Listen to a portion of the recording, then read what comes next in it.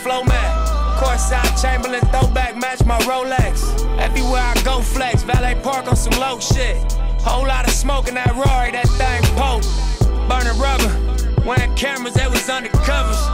Under pressure, made statements turned on their brothers. Never judge you, but the streets will never love you. I wonder what it come to in your brain for you to run to. Ones to hate us, handcuff us and maces. Call us dumb niggas cause our culture is contagious. Third generation South Central gangbangers that live long enough to see it change. Think it's time we make arrangements. Finally wiggle out they mazes. Find me out in different places. When the spook by the door, this the infiltration. Double back dressed in blue laces.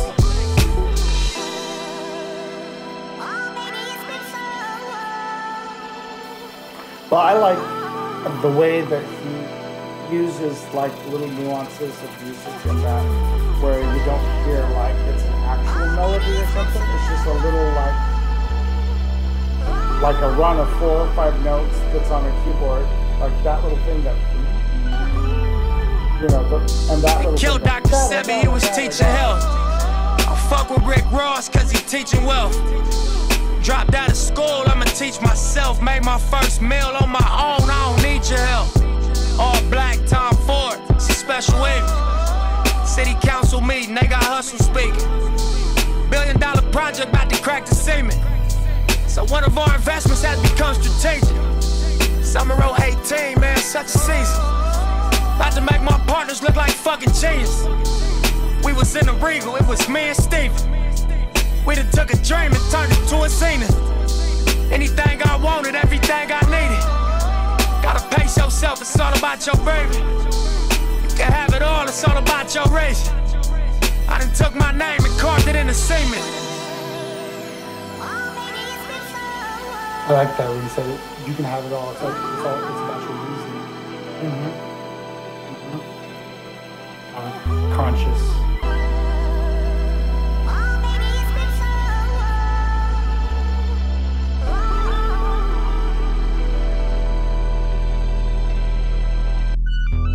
I flash back on that shootout at the beach, 20 deep.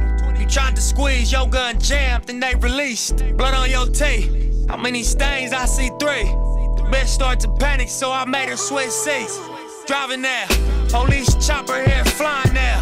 Really not too spooked, calmly ask me, am I dying now? All I know is keep you calm and collected. Cracking jokes like, nigga, now you gon' be finally respected. See your blood leaking, got my foot on his gas. Toss the 40, we pull up to Daniel Free and see crash. You know the alibi, they start shooting, we was standing by. Ain't see nothing but the flare from the talents fly. I wasn't there, I was passing by. Matter of fact, don't say shit, I'm just gonna drop you in the back and slide. That's your weed, all the cash is mine. I take them both to the spot, plus your phone till you back online.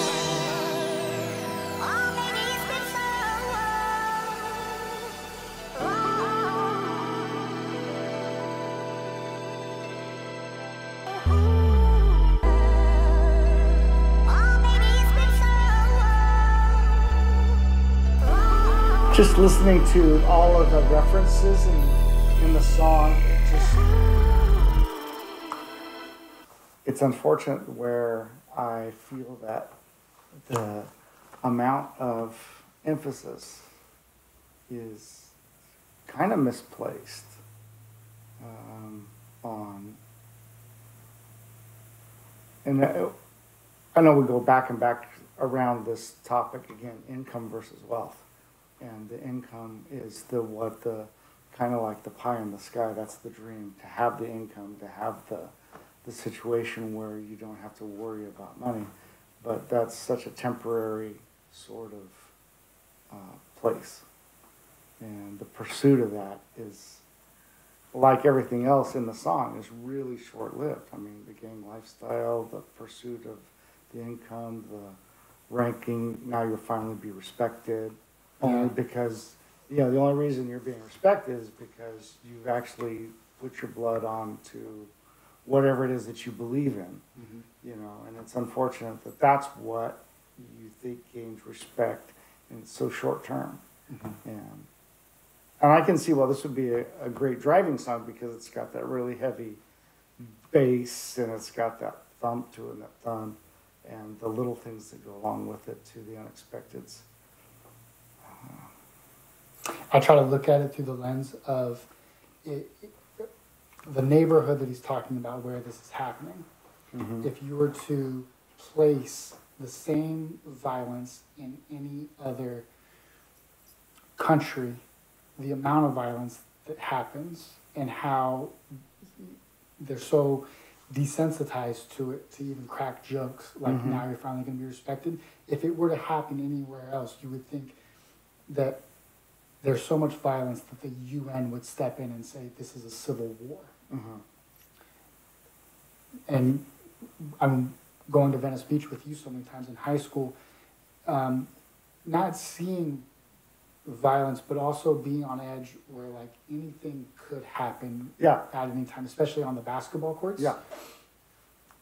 And you can hear it in his voice, the truth behind the storytelling, but being able to rhyme it and put it into a song to where it still has, I don't know, I feel like a message that he's saying that like, I'm trying to tell you about the truths, but I'm also not trying to glorify it to where it's saying, and I'm going to go do it again, or you should go do it. But Right. this is just what I've been exposed to. And a lot of it doesn't seem like it's a teaching moment.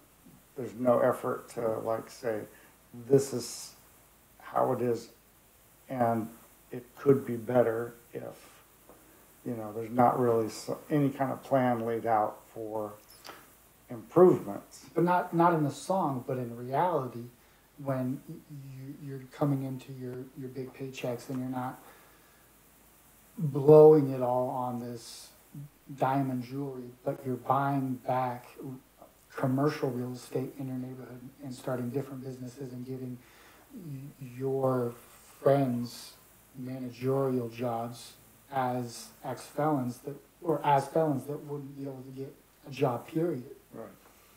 But how many times do you see the flip side of that, where as soon as there's money, there's fat gold chains, there's cars, there's all the outward expressions of wealth, when it's really not wealth at all, but just income.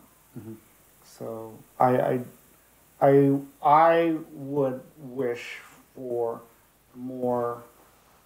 I don't even know if there's a better place or a better message to give. I don't know how culturally you make that shift and how do you open people's eyes to a bigger picture? I mean, when culturally they're in a condition, what do you call it, institutionalized into a way of thinking. I think that's why his music was so impactful, that he was kind of like a walking contradiction, that he would have those gold chains on, but also passing that message of generational wealth. And but do you think that message was heard, or do you think the message was just seen?